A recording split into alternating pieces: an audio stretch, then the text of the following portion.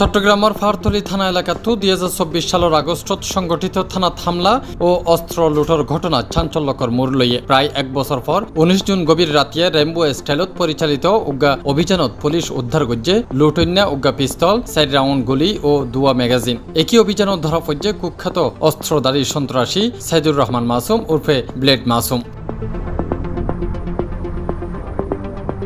OC Mohammad Babul আজাদের নেতৃত্বে ফারতলী থানার এসআই জসিমউদ্দিন সহ উগ্গা চৌকস দল সেদিন রাতিয়া 12টা 30 মিনিটে জাইল্লাফাড়া রাসমণিঘাট ওভারব্রিজের নিচে চেকপোস্ট বয়। 12টা 50 মিনিটে সন্দেহভাজন উগ্গা যুবক আড়ি যাইবার সময় পুলিশ তারে থামার নির্দেশ দেয়। ফালাইবার চেষ্টা করলে পুলিশ ধাওয়া দিয়ে তারে ধরি ফেলে। আসলে আমাদের মাননীয় পুলিশ কমিশনার স্যারের নির্দেশ আমাদের যে 5 আগস্টে যে বিভিন্ন সময় অস্ত্রগুলি লোড হয়েছে থানার মধ্যে ভাঙচুর হয়েছে, অস্ত্রগুলি উদ্ধারের জন্য আমরা বিশেষ অভিযান অব্যাহত রাখি।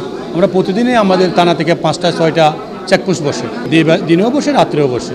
রাত্রে 12টা 12:30 দিকে আমাদের একটা চেকপোস্ট রাসমণিঘাট, যেটা আমরা লিঙ্ক রুট বলি, ট্রাঙ্ক রুট বলি, ওই লিঙ্ক রুটের নিচে ওভারব্রিজের নিচে বসছিল। ওই সময় একটা ছেলে সেখান থেকে যাচ্ছিল, তাকে সন্দেহ হয়েছে।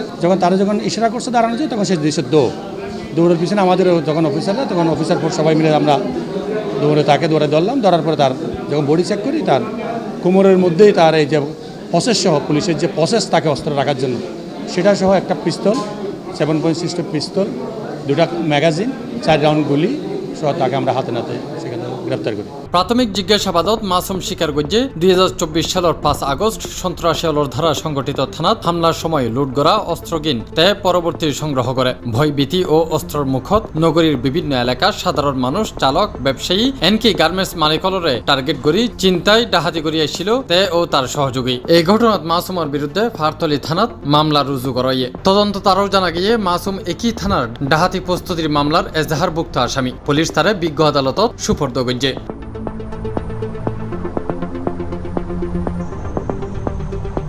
তাফিম আলমগীর, C+TV, চট্টগ্রাম।